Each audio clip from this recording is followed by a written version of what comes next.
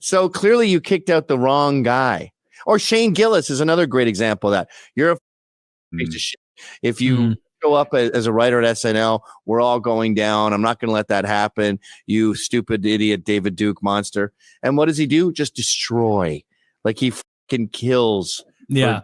When was with this? a YouTube special? Because he's genuinely talented. He had to publish a YouTube special, and that went crazy. That's he literally pulled himself up by his bootstraps. People want to make it like it's Joe, like he's one of Joe Rogan's guys. That's not the case. He went on Joe Rogan because he was so famous and popular that Joe wanted him as a guest. Yeah. Joe wasn't there to help him when he was fucked a few years ago. He had to put out his own special. It did millions and millions of views, and then he got that Netflix deal. And that special is even better. That special is the one with the Navy SEALs fuck my girlfriend and all that shit. Like Uncharted or whatever. I didn't know the backstory. I saw him from the Netflix special. I think that's where I saw him first, and then Rogan. Yeah, they hired him at SNL and then immediately fired him after some of his older work came up that they didn't like, racist or transphobic or whatever they wanted to call it. He did a sketch about a fireman who rescues this Mexican family in the East Village, or no, was it Harrison, Pennsylvania, or something like that? And then he uses the wrong word, like he says Guatemalan instead of Mexican. And it keeps getting worse for this guy. And then this investigative crew has a picture of him with a MAGA hat, and he goes to hero at the beginning of the sketch to like this racist villain, and it was like a magic. It was like God. He has soot on him. He just pulled children from a fire. Like he's the hero. He's catching his breath. We're here with the hero cop, and slowly it devolves when we find out he's conservative too. And you know what's crazy about that? The fire department that he was representing in that sketch had a Proud Boy in it. This is afterwards, Haverford. And the local politicians say, well, you have to get rid of him. And they go, no, he's a great guy. I don't care what club he's in. And if you want us to get rid of him, well, then we'll all quit. And then the local municipal council goes, okay, then we're shutting down the firehouse. So they shut down the firehouse because the captain of Haverford, Pennsylvania was in the Proud Boys. And that was what Shane Gillis' sketch was. And in Shane Gillis' sketch, it's the same firehouse. But Shane Gillis' sketch, this controversy. So it's like the guy is so in tune with the zeitgeist that his sketches become prophecies. I tried to look forward to what Shane Gillis did. Do you guys know what he actually did? I saw two things. One, he did an accent and mispronounced noodles. He said noodles. Oh, right. Yeah, right. That's nothing.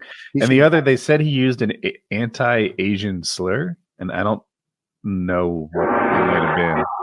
Well, you know the Asian slurs, though. The one that rhymes with. I don't know.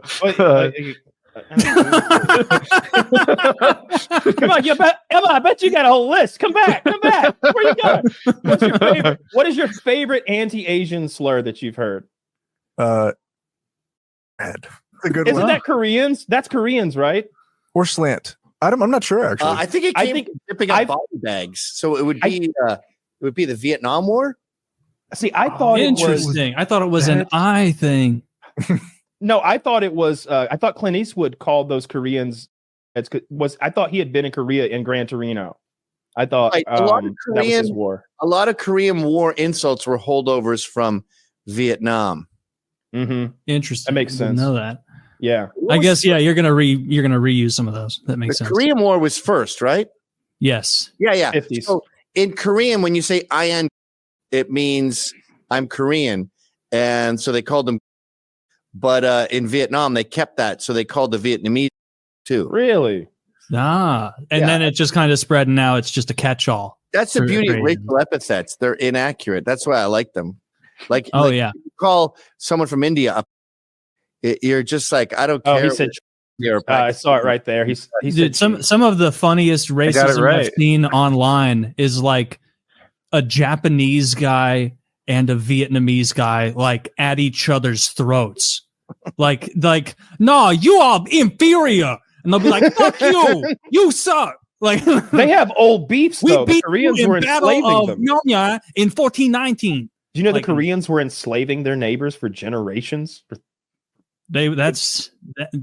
Are they like bragging about that still? Like we well, I don't think they brag about it. I'm just letting you know they might have some legitimate beef over there we don't know about. Yeah, dude. Another good like racist battle to see on Twitter is like Africans and African Americans battling it out. They don't care for one another. Sometimes they do not care for one another. No, dude, I had Nigerian friends. Dude, when I worked with that Nigerian guy and that guy from Somalia, they did not like Americans. Black Americans. Liberals are so isolated that they don't know Africans and they don't know blacks. So they come up with dumb phrases like African Americans, like anyone from Kenya doesn't hate every black person in Brooklyn. And they like, you're colored and I love you. And they're like, no, they hate each other. Everything is balkanized. Like the Scots hate the English, hate the Irish, hate the Spanish. Germany and Spain hates each other's guts. This whole idea of like power, supremacy. The Spanish fascists hate British fascists. There's no unity. And then Canada hates America. America doesn't even think of Canada. That's true. They're kind of a side note. We mostly feel bad for you lately. That? I'm like, Canada hates America? I didn't know that. Yeah, we root for you, but lately we feel like it's not going well over there. That guy who's in charge, I keep hearing that he might be related to Castro. Castro's kid, yeah. Zoolander? He does kind of look like that. He's a Zoolander prime minister, and he is Fidel Castro's son. Or Quebec hates Canada. Upstate New York hates New York City. And that's why they wave Confederate flags. That doesn't mean like, I hope the South rises again. Confederate flags in upstate New York means, yo, they have the same accent as New Yorkers. They're like, yo, I fucking hate Manhattan. I know I'm from New York. I want you to know that Manhattan and the 5 boroughs can fucking sink into the sea. I'm up here in fucking Buffalo, and those guys are Zach is from around Buffalo, and he said that's very true just now. Yeah, they don't like. So this idea that there's like racial cohesion, not really.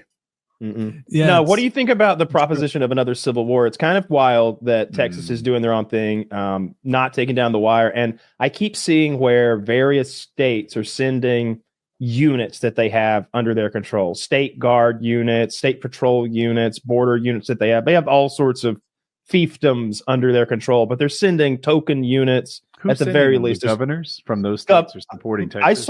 I saw governors, but I also saw maybe like a police captain or something who was like, we're sending Pete and little Dave to the border. And it was like, it reminded me of that pro-Texas people. It reminded me of that. Okay. It reminded me of that Prigozhin video in Ukraine. He was the Wagner like head when he had like those 2 grunts, and he's like, "We just took Bakhmut." Fucking Sergei and Dmitry here, they were spearheading the operation. It's these 2 knuckleheads who are clearly like, I don't want to be on global television. Like, this is bad for me. This is so bad for me and my potato farm. They're roasting me on Twitter. I am getting absolutely butt-fucked by Black Twitter right now. They are going in on my dirty shoes. Had his Bakelite AK mags.